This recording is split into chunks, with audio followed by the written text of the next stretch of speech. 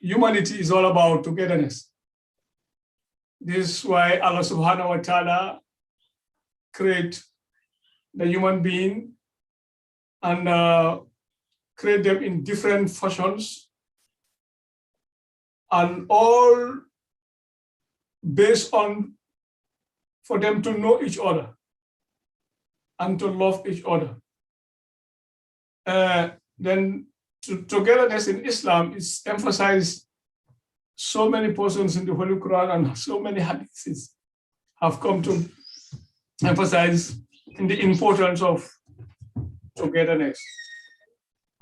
Quranic quotations, innamal mu'minuna ihwatun fa aslihu bayna awaykum wattaqullaha la'allakum turhamun. Allah said in Surah Al-Hujurat, which is Surah 49 and verse 10, said the believers are all brothers. So he wants you to make reconciliation between your brothers and fear Allah that you may receive mercy from Allah. Togetherness brings mercy. That's why they say in the hadith, al-jama'atu rahma. Togetherness brings rahma. Wherever people gather together in love, Allah sends his rahma, his mercy to that people. That's why he avoids separation. In another Quranic ayah, in Surah Al Imran, Allah said, "Wahtasimu bihablillahi jami'an wa la tafarraqu." Allah said, hold firm onto the rope of Allah subhanahu wa ta'ala. All of you together, hold onto the rope of Allah and do not become divided. Division is meaning everybody going with your own fraction. But ikhtilaf meaning different of opinions, is healthy in Islam. That is ikhtilaf, he said ikhtilaf ummati rahma. The different opinions of the ummah is mercy, is rahma. So different opinions, this is the way I see it, this is the way you see it, is part of rahma. But that is not separation. Separation is falling apart. Each fraction going its own way. That is what Allah said, avoid separation. That's where this ayah comes, and he said, in the Hadith al-Bukhari also, there is a very important hadith that said, do not hate each other, and do not envy each other. Do not turn away also from each other. He said, but rather be servants of Allah as brothers.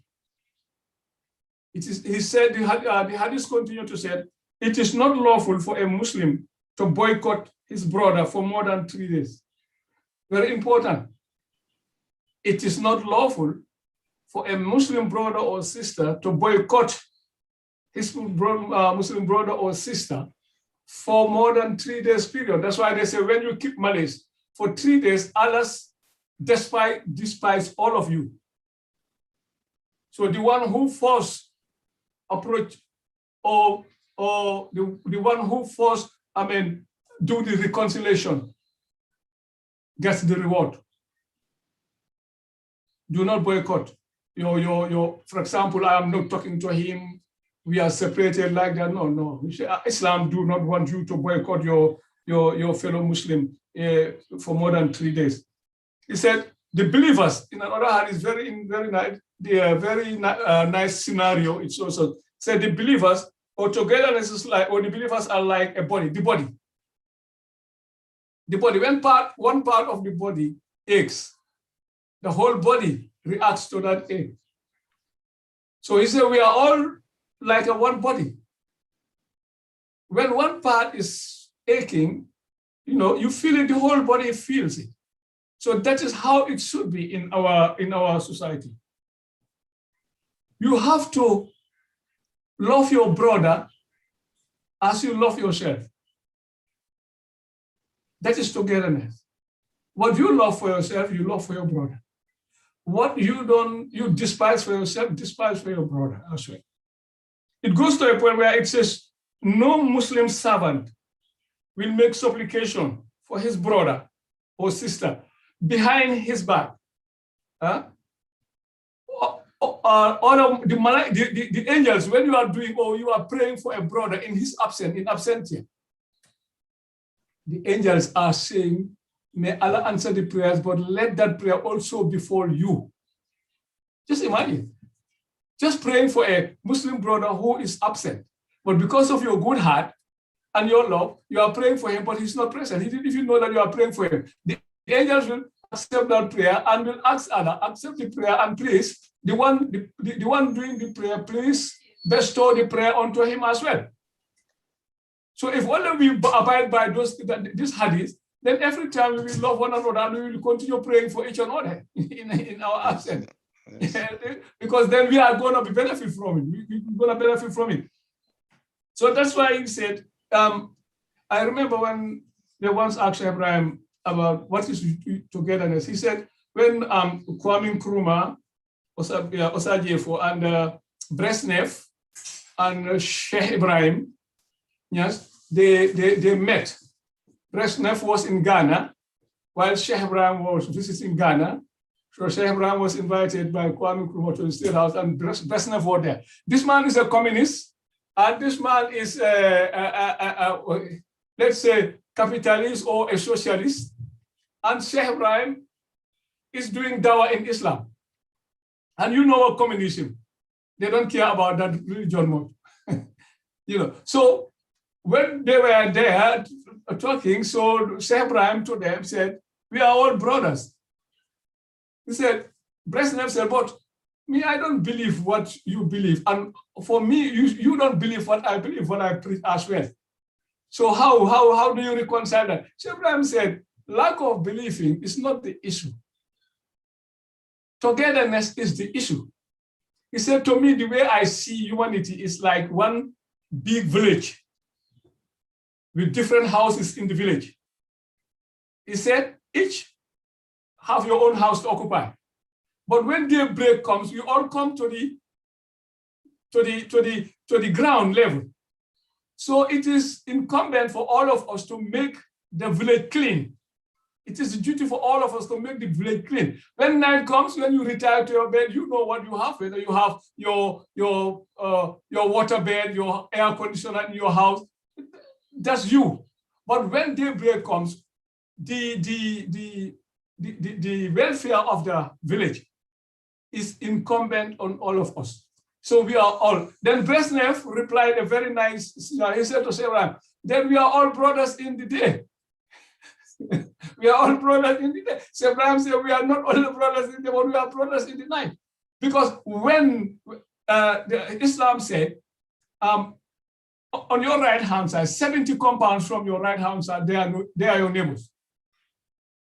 70 from your left, they are your neighbors.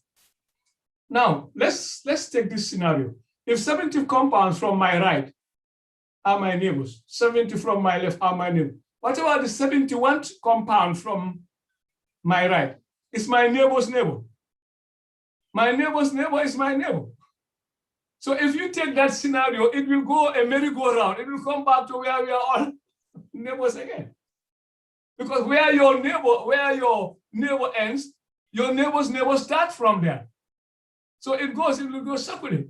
This is why in the Badr, in the Battle of Badr, it was that people were so thirsty in the Badr or Handak, they were so thirsty that some Muslims were falling down. And because of thirst, they had one person mourning for water. They bring the water to give it to him. Before he drank, he had another person struggling for water. He said to the one giving him water, give it to my neighbor. I think he's more in need than me. When he took it to that person, the person before drinking the water, he had another person more on that side. The other person said, oh, give it to a man. I think he's more. The cup goes round until before it comes back to the person where they start to give water, all of them die.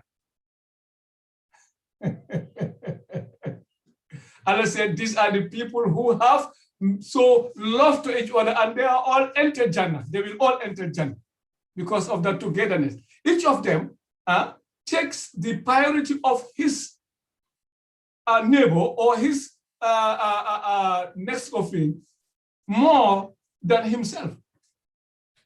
But are we doing that today? We have to be truthful to ourselves. Are we Muslims doing that today? We Muslims are divided. Just like in my last Friday khutbah, that's why I say, we Muslims are divided. During the time of Rasulullah sallallahu alaihi wasallam, when Badr was fought only by 313 people, Muslims, without no weapon. And the opponents were over 1,900 something with weapons, horses, and everything. But the Muslims gained victory. Why? At that time, the Muslims were so stick together that when one person is angry, everybody is angry. When one person is in need, everybody struggle to solve that need. When one person is sick, all of them will rally there to find cure, and they go and visit him. So it is a togetherness. It was just like the body. When one person is hot, everybody is hot, and they will all retaliate together. So wherever you find togetherness, it brings security. The first thing, it gives you security. Because unity is need for what?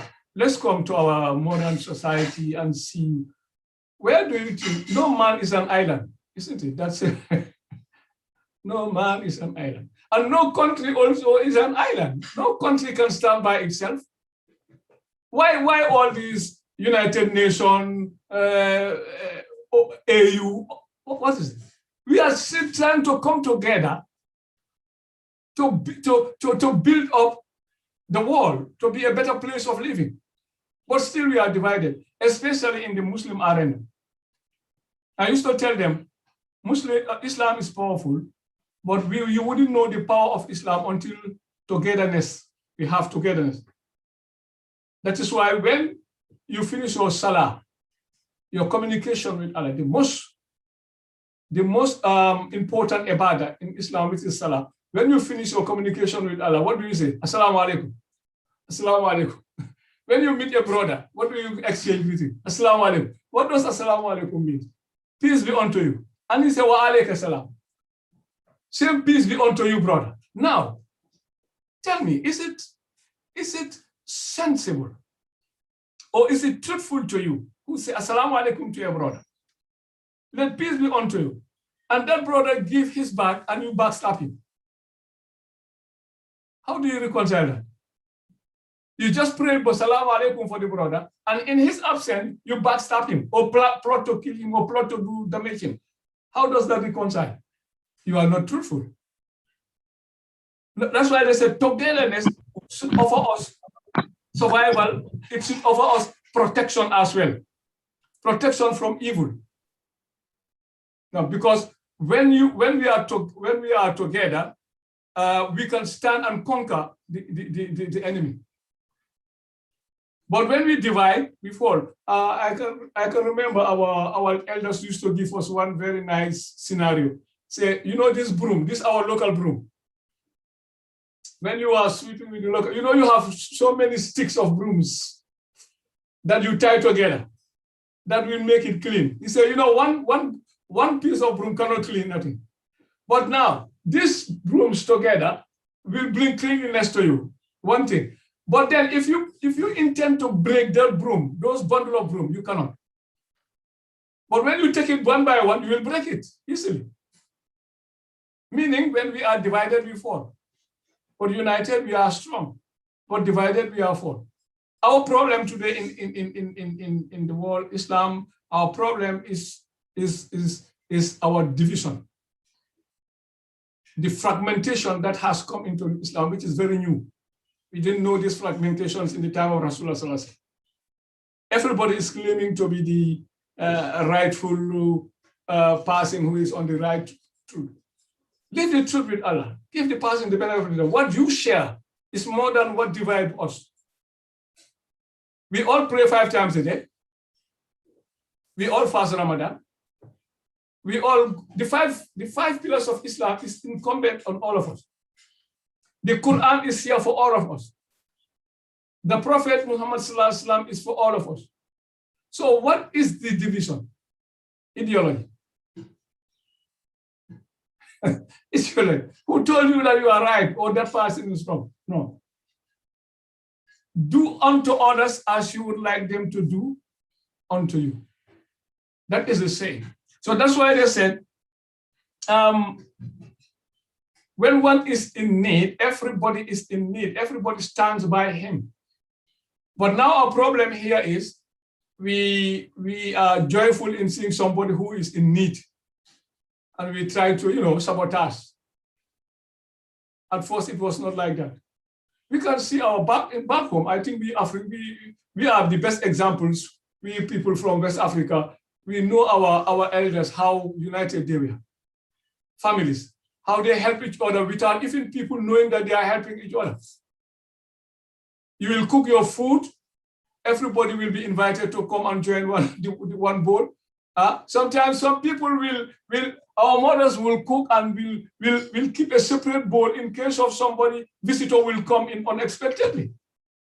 Is that happening today? we are not seeing those kind of gestures today. So that the togetherness is not there. Everybody is individualizing himself. And it takes us nowhere. That is why we are backwardness. So what do we achieve in unity? Unity always instill in you strong belief that I have a shoulder to lean on in time of need. That's number one. And it favorize friendliness.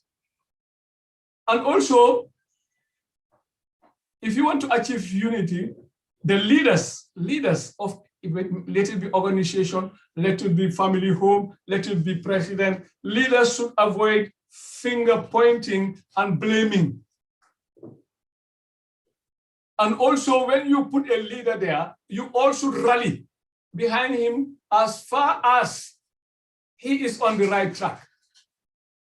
If he will not miss the right track, the solution is not to slander him. The solution is to call him back to honor. That's what the Prophet said. In every organization, there must be a leader. It doesn't mean he's better than them. It doesn't mean he's more landed. It doesn't mean he's more honored. No. But it is a law of nature that wherever you go, there must be a leader. So, but the leader, you should all rally behind him. Do not try to instill fractions. These people, 2-3 people are together, another 2-3 people are together, and in one organization. It's not going to work. It's not going to work at all. You all have to rally by but the leader also should be decisive and dynamic that he should not be prepared to favor or to pick finger point anyone. He should just do according to what will benefit the society and the organization. And also the other thing they said, to achieve unity is also to put the right people in the right place. Very important. One very important lesson which is missing now. Wherever you put people now, even in it's just favoritism. It's not what you know, it's who you know. That cause suppression. It will cause ill feeling. They said put the right people in the right places. And also, it is easy to unite with people you share values. The people you share values, it's very easy for you to communicate with them. And also, constant communication is necessary. When there is breakdown in communication, a society, however strong, it is bound to fail. Communication is very important. It should not be one-sided. Communication is not just 1-2 people. 1-2 people could lead, but 1-2 people could not decide the fate of everyone. You should bring everybody on the table, decide, and then those who are no committee members, disseminate the the decisions down the chain of command and then listen to their ideas as well. This also brings unity. Because if anybody feel left out, it's a problem. It's a problem, always. It's sometimes it's oversight. We oversight such kind of things. And some people take it seriously. When you are not consulted, you feel less important. You feel that your presence or ideas are not needed. And everybody is somebody. Everybody is somebody. So therefore, we have to constantly join together and then make harmony and make love one another and try to avoid separation. Like I say in the starting, we have to have tolerance. There is no society that progresses without togetherness. It's not possible. There is no success without tolerance. Tolerance, very tolerating each other. How do we tolerate each other? My shortcomings. Maybe I'm not your shortcomings. Everybody has his own shortcomings. So we have to accept each other as we are created. And if we can try to adjust each other, we do it in a very harmonious way, and do it in a very respectful way as well.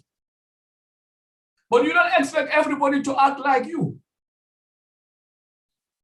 You don't expect everybody to believe what you believe. That's not possible. Rasulullah ﷺ did not have that. As much as he is the Rasul of the Khatim al-Nabi'in wa Imam al-Mursalin, still, there are people who don't believe in him. So why? We have to tolerate each other and respect each other, regardless of our religion, regardless of our ethnic affiliation, regardless of our ideologies. A society is a society. That's why it's called a society. It's different fragmentations that come together. That's why they say the Muslim is just like a building. One brick supports the other. The bricks are tied together and they form a house. Therefore, if we also, as brothers, we join hands together, we can form a very conducive society. And when you are together, it helps to increase coordination. It helps to increase relationship. It helps to increase teamwork. Very good. Very, very, very essential. Now, most of our organizations lack teamwork. Teamwork is very essential. In every society you go, in every country you go, there must be a teamwork, But when you have teamwork, it improves your performance. It improves your work quality, It improves productivity. Now I think I'm going a little bit going back into management. Those of you who studied management and organization, you can know where I'm coming from. It is, but that's why it's called organization. From the top to the down in hierarchy, everybody is important. So that brings us together. So that's why Allah said, do not separate from each other. Do not malice. Even Islam said, when your brother is bidding something, for example, I'm doing a bargain to buy something. Do not go and offer a price more than I'm offering on still while I'm in the bargaining point. Do not come and show me that you are more rich than I am. And we are seeing that here. We are seeing that. Islam said, once your brother declares interest on something, stand away until he relinquishes that interest. Do not go and declare the same interest on that what he did. See how Islam is. Islam is very decent. But we are the people who have problem. The problem is, I think we don't understand togetherness. Just starting from family, your family. One mother, one father, siblings here and there. We all need each other. So it starts from the home. They said, before you can be at peace with society, you have to be at peace with yourself first. Anybody who is not at peace with himself cannot be at peace with his family. He cannot be at peace with the environment he is in. He cannot be at peace with the society he is in. You have to be at peace with yourself first. And how can you achieve that self-peace? See everybody equal. There is a scenario that they said in Islam and the Hadith, they said, every person is a mirror of his other person. When you look in the mirror, you see yourself. Just see yourself in the other person you are dealing with. Then you cannot hurt him. Then you cannot betray him. Then you cannot stab him in the back. But we Muslims today, it's just the word that is there. But the actions are no more there. That's why we have all these fragmentations, these all problems we have. In the time of the Sahabis, they all love each other. They will all rally by each other. They will all stand by each other. Now imagine, how can we gain success when we are completely separated? Now tell me, togetherness, do you see how your teeth are formatted? The teeth. So we have teeth. If one is out from one place, it's a problem for you. Especially when you have teeth coming out everywhere. Now your chewing will start to become a problem. And you know, all these teeth around, each of these teeth have a service to do in the eating process. When that one is missing, there is something. So every part of the body has its function. That's why everybody in the society or in this world is somebody. And he can do something. Exploit on what he can do. Make him feel that he is part of it. And let the person also feel that if he has an obligation to make that society work or that organization work. Let him see himself as an ambassador of that. Let him not have the feeling that I am going to boycott this thing so that it will fail. That's not togetherness. Togetherness is something that we wish everybody, each and everyone success. And when we wish each and everyone success, we all will try as much as we can to contribute to that success. There are so many organizations today, they are at fault because of the way they reason things. And it's good to communicate, brothers. I have a problem with you. I have a problem with Sarki. No, I will call Sarki. Let's discuss. Let's put it on the table.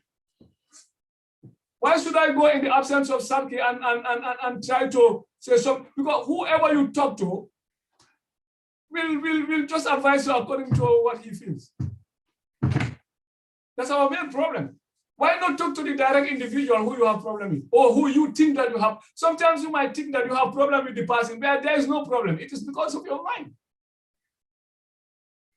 Ill intention. I'll call you and put you down on the table. Let's discuss this and this and this and this. You might even be surprised that maybe what you think was not there.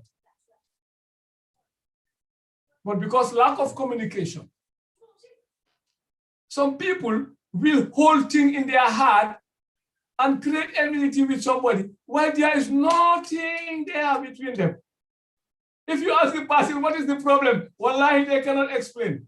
That is lack of togetherness, lack of reason, lack of communication. And they said, Rasulullah sallallahu alaihi wasallam said, the only way to be able to disgrace and to reveal the munafiqun is by communicating. Munafiqun, they can go by your back and destroy something and come and act as they didn't do nothing. But if communication flows, they will be revealed. I'm sorry to say, but you know, the worst tragedy that happened in Islam was that lack of communication first. When they killed Sayyidina Usman, now you see, when Ali ibn Abi Talib was in the Khilaf, when Muawiyah and the others came, and they said to Sayyidina Ali, let's retaliate, let's do so. Sayyidina Ali said, he was a very knowledgeable, allow the cloud to calm down, the dust to calm down. You know, when the dust calms down, the perpetrators will be revealed. But in the midst of chaos, they can be mingled within the people, and you might even kill somebody who is not a perpetrator. That is the strategy of perpetrators. When they want to destroy a place, they will not allow the communication line to flow, and they will always make sure that confusion, the tension is always high, because by the tension being high, they wouldn't be revealed.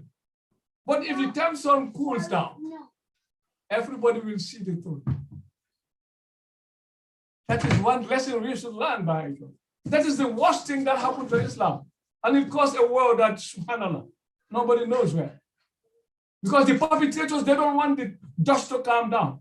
So they were, you know, instigating and boiling up things. And it resulted to a disaster for the Muslims. It happens in our societies. Everywhere we go, it happens. So that's why we have to be very careful. Zumuntah, on this note, I call you people, all of you. All of Zumuntah as well. Those who think that they were offended, communicate. Come back and communicate. Tell the people what your problem is. It could be solved. Nobody is an island. And togetherness is the act of Allah subhanahu wa ta'ala. But if you hold on to something, you didn't communicate it, you know, the problem is, subhanallah, you are hurting yourself more because always you have bitterness in you. Bitterness is a poison in a person. I can remember what my Sheikh said, when you hold grudge for somebody, you know, and you didn't voice it out, you know, it costs you something. One thing it costs you, the first thing it does to you is it adds ugliness to you, ugliness, because always your face is stressed. When you see the person, your face is stressed, and there's nothing there. Not only the face being stressed, but inside you are boiling inside. While if you talk to the person, there is nothing that you cannot resolve by discussing and communicating. You see, so that I think togetherness is one very important thing. This meeting could not be possible without togetherness. No, it cannot be. One person can do nothing. It's togetherness that brings us success. And Islam and Hadiths quote so many. If there was time, we will go into details, and so many Hadiths from Muslims, from Bukhari, Sahih Bukhari, and so many Quranic quotations that emphasize on togetherness. Allah loves togetherness. He said, Al-Jama'atu Rahma. Togetherness and group is Rahma, is the mercy of Allah. You separate, you fall. So that's why I think on that note, there was a question, I think I want to post it and answer it quickly, because they were telling me about Sitta Shawwal, something about the 6 days of Shawwal. No. Some people ask question. I think many people do misunderstand what the 6 days of Shawwal is all about. Six days of Shawwal is an additional nawafil khair. It's not compulsory. It's not compulsory on anybody. It is an act of goodness that will add to your reward, and it serves as an atonement as well. It can be done anytime within the month of Shawwal. And it's not that you have to fast 6 days straight as well, but they want you to fulfill the 6 days. You know what is the logic behind, like the saying, the hadith that says, when you fast 6 days of Shawwal, it's like you fast the whole year. It is not only the 6 days of Shawwal, you know. No, they said the hadith is, if you fast the whole month of Ramadan plus the 6 days of Shawwal, it's like you fast the whole year. Don't just say that the 6 days of Shawwal. You know the logic behind this is, they said every hasana, every good deed is rewarded tenfold. Now, if you fast 30 days, each day is given to you 10 days. How much is that? Is it not 300? Yeah. If you you fast another 6 days, each day 10, it's not 60. Okay. That's 3 plus 300 plus 360, that's the year. That's what they meant. Many people think that it's already 6 days of Shawwal. When you fast, it's like you fast the whole. No. It comes from that hadith whereby they said every hasana is rewarded in tenfold. So you fast 30 days of your month of Ramadan, they multiply it by 10 is 300 days. Then you add 6 days in Shawwal by 10, that's 360 days. It's like you fast the whole year. That's the logic behind it. I think it should be clear. And also the question says, when you miss some days, especially the women, or you are sick in Ramadan, and you miss some days, you didn't fast some days, and there's 6 days of Shawwal is here. So what are you privileged to do fast the 6 days of Shawwal, or you have to pay this for? You can fast the 6 days of Shawwal, because when Shawwal goes, it doesn't come again till next year, and you have the whole year to recompense the days you've missing. So you can fast the 6 days of Shawwal, take that advantage, and before the next coming of the next Ramadan, you can make up the days you have missing. I think that is clear, because I understand some people just think that 6 days of Shawwal is just like when you said fast the day of Arafat. It is because it serves as an atonement, and also, you know, in Yom Al-Qiyam, you know, the extra ibadah you do, the nawafil khaira you do, is what will atone most of your shortcomings in Yom Al-Qiyam. That's why they say make more use of the nawafil khaira. That's why you see all these tariqas come whereby you have, you know, nawafil khair, doing some obligated things that are, you know, additional to your ibadah. The ibadah is compulsory, whether you do it or not, it's compulsory for you. But the ones that, you know, when you do it, you are rewarded. When you don't do it, no sin, no reward. But you are doing it so that Allah will reward you. Those are the ones that will atone some of your shortcomings in Yom Al-Qiyamah. I hope also that is clear. But once more, وَأَحْتَسِمُوا بِحَبْلِ اللَّهِ جَمِيعًا وَلَا تَفَرَّقُوا. Let's all hold onto the rope of Allah and avoid separation. And come on, let's be reasonable. What joins us together is more than what separates us. We are Africans.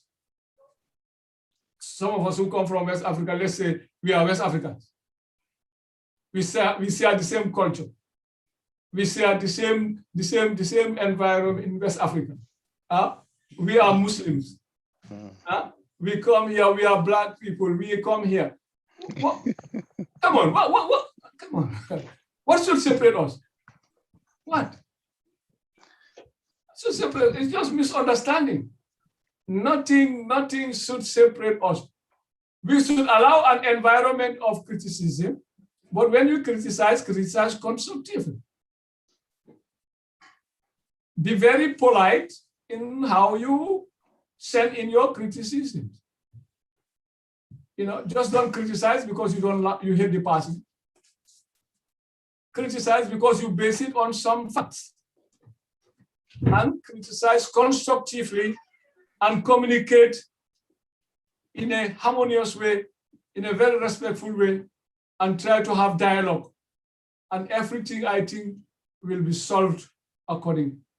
I think this is a message for Zumuntah. All Zumuntah members who are listening or not listening or here, it's high time, I think, you put your differences aside, run and rally together. This is just, it might be not part of the lecture, but it is an advice from me to you guys. Come on, if you people realize what you have got, what this small organization you call Zumuntah, what you have got, the blessing you have got, there are bigger organizations in Africa and here they haven't got that blessing. But you can only enjoy that blessing when you have togetherness. So many blessings come to you. The name of Zumuntah and other things is a ringing bell everywhere. Not Gambia, Senegal, everywhere, because most of these ulamas, they come here with this, our small place here, they come there and bless that place. Yeah. Because the place is blessed. Who among our West African leaders could you count that they didn't come here? No one. You all came. All the big men here. Imam from National Imam. Rahimullah, Sheikh Salisu. What else? Sheikh Makinyas, Sheikh Mahinyas, Sheikh Ahmad Tijan Sise, the Imam of the Faida. Huh? All these people, big people, come here to bless because the place is blessing. But if you got something that you don't know the value, it might slip out of your hands without you knowing. So I think it is high time that all of you come together again, communicate, put things out, and make everybody important, make everybody feel important that he's part of the family. We are family. So may Allah bless us all. Amen. And may Allah open our hearts. Amen. And may Allah give us good health and longevity, add to our wisdom as well. Amen. And may Allah drive out that devil and hatred that has intruded our hearts. Amen. And let's exercise forgiveness and come back together, work together for the sake of Allah subhanahu wa ta'ala. Wa akhiru da'wana alhamdulillahi rabbil alamin. Assalamu alaikum wa rahmatullahi ta'ala wa barakatuhu. Wa alaikum assalam wa rahmatullahi ta'ala wa barakatuhu. Ya Sheikh, we are really, really very grateful for the knowledge and the words of admonition to the entire community. Surely we'll take that on board. And we are most grateful for your words of wisdom to each and every one of us listening to you tonight. We shall carry the message across to those who have not been able to join us tonight. Once again, we thank you so much. We thank you so much. What else can we say? We are blessed to have you as part of the community. Continue to share your knowledge with us and then to offer us these words of wisdom, words of admonition for our collective good and for our forward march. So we are very grateful for that. I know time is not on our side. Sheikh is in a busy period at this time.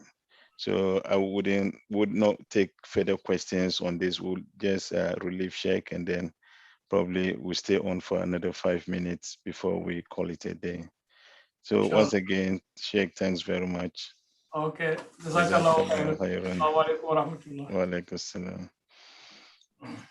So just a quick announcement.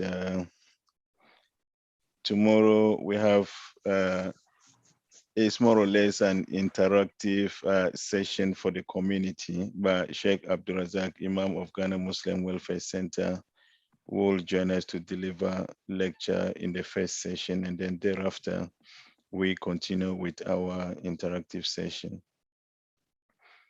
So jama'a gobe Allah ya kai rai da lafiya muna tare da Sheikh Abdulrazak, Imam of Ghana Muslim Welfare Center.